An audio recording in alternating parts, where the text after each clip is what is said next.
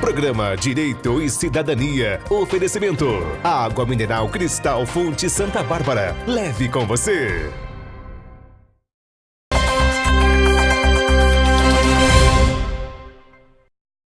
Voltamos aqui a falar com o Marcel. Nós queremos esclarecer para vocês também que o Beto Sampaio está no estúdio aqui atrás das câmeras dando a assessoria dele. Marcel, diga, nós estamos falando do batismo.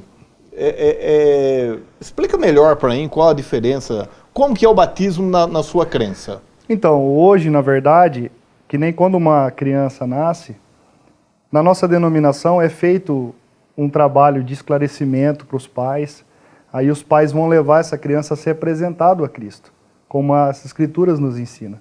A Escritura diz que Jesus foi apresentado ao templo e não batizado. Porque uma criança ela não consegue discernir nada da vida. Se você perguntar para uma criança de 4 meses se ela tem pecado, nem falar ela sabe. Então, ele é apresentado na igreja, é apresentado a Deus diante do povo na igreja, e depois, quando ele tiver uma idade onde ele consegue discernir o que é pecado e o que não é pecado, ele se decide por si só. Porque a Bíblia diz, doutor, que nós não devemos ser somente ouvintes, e sim praticantes da palavra. Na verdade, a igreja evangélica em um todo, é necessário que ela ensine. E Jesus, ele ensinou. Jesus foi indagado várias vezes no seu ministério. Mas a maioria das respostas de Jesus era uma outra pergunta. Por quê? Porque Jesus queria fazer o ser humano pensar. Então, a gente não impõe nada a ninguém. Você não impõe a salvação a ninguém. Por quê? Porque a Bíblia diz que a obra, quem faz é o Espírito Santo de Deus. Então, nós acreditamos o quê? Que quando você aprende o Evangelho e decide por si só, é o que vale.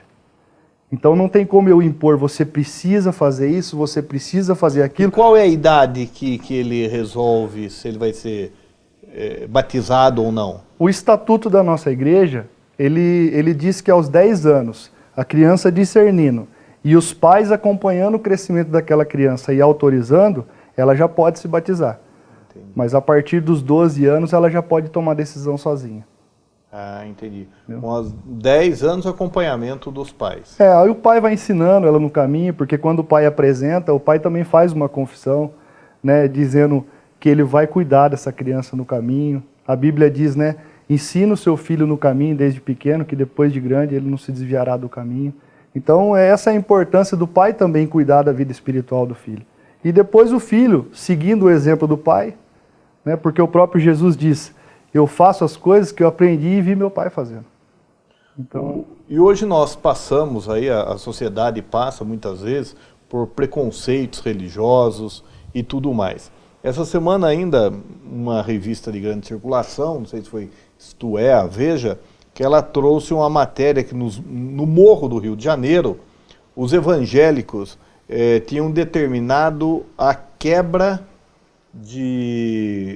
dos terreiros, de Umbanda, os barracões, enfim.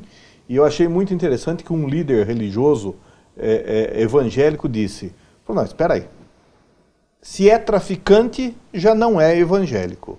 Traficante é traficante. Se é evangélico, não pode ser traficante. E outra coisa, em momento algum, nunca, pela religião, nós iríamos mandar fazer uma coisa dessa. Porque cada um tem sua crença e tem que ser respeitado, né? Certo. Então, eu queria deixar bem claro aqui que na nossa denominação, aquilo que aprendemos na nossa vida com Deus, nós somos totalmente contra isso aí. Nós somos totalmente contra resolver na mão e resolver de uma forma tão violenta como essa. Infelizmente, doutor, hoje nas redes sociais, a gente vê uma disseminação do ódio muito grande. Exato. As redes sociais, elas nos trazem muita informação, mas ao mesmo tempo pouco conhecimento. Exato. Então acabamos pegando informações talvez variadas e acaba tomando uma proporção muito grande. Eu digo para o senhor uma coisa: em todos os setores da sociedade existem os bons e existem os ruins, em todos os lugares. Então eu quero convidar você que está nos assistindo a valorizar aqueles que são bons, Exato. Aqueles que têm desenvolvido um trabalho. A nossa igreja desenvolve muitos trabalhos aqui na cidade. Nós sabemos de muitas pessoas que foram transformadas pelo Evangelho. Eu tenho um testemunho porque na minha casa eu tenho uma célula. E eu vejo, por exemplo, mulheres dizerem para minha esposa, olha, depois que nós começamos a frequentar aqui, meu marido mudou. Meu marido está melhor comigo, está respeitando meus filhos, ele está tratando a gente de uma forma diferente. E aí eu quero dizer para o senhor, existe um poder maior que opera em nós. Então nós somos contra essa intolerância. Eu acredito que nós estamos perdendo muito a essência do amor e os valores estão sendo invertidos.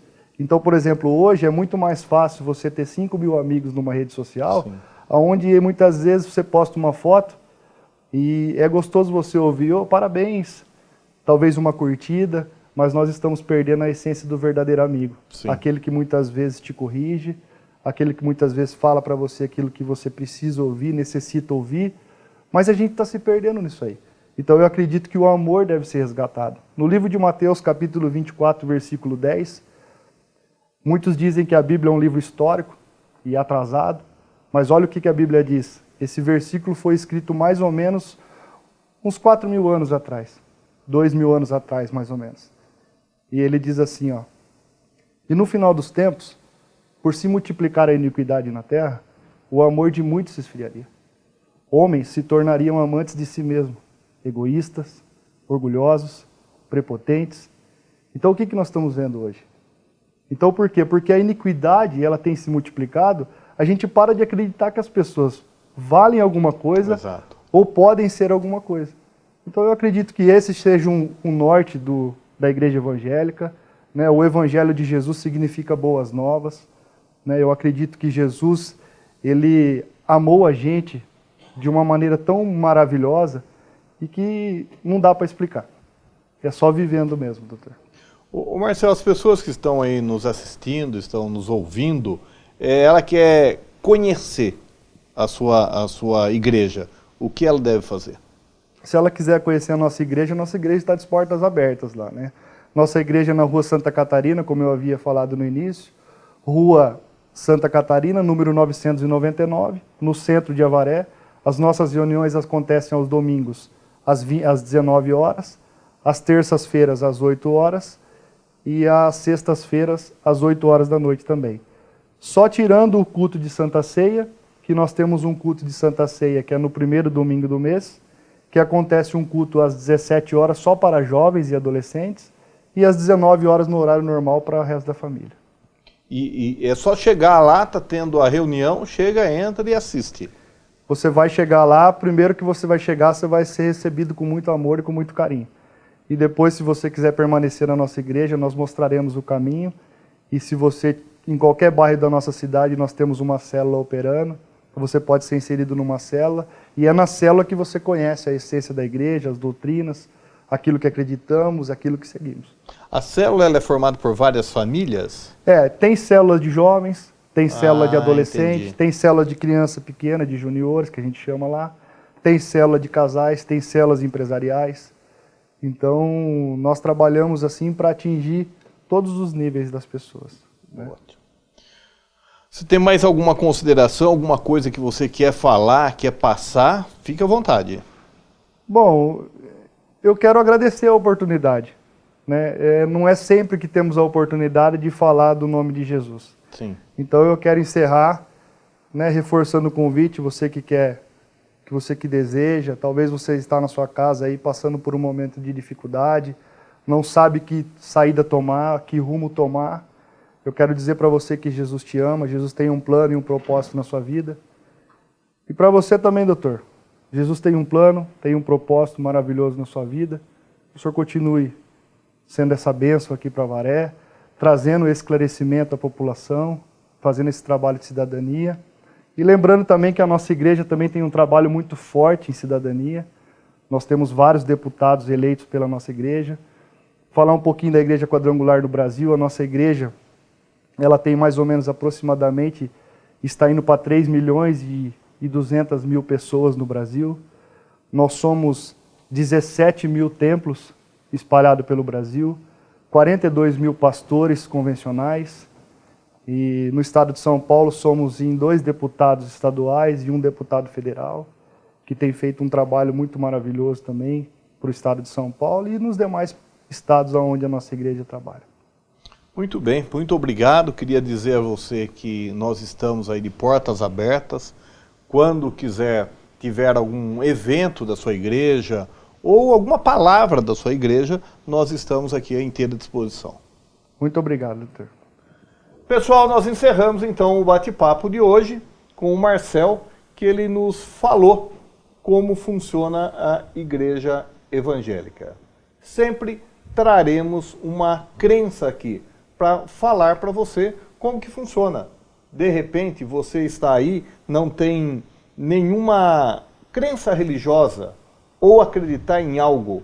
É uma grande oportunidade com essas pessoas que têm vindo aqui e falado de sua religião, do que existe, para que você acredite em alguma coisa. Muito obrigado e até a próxima semana.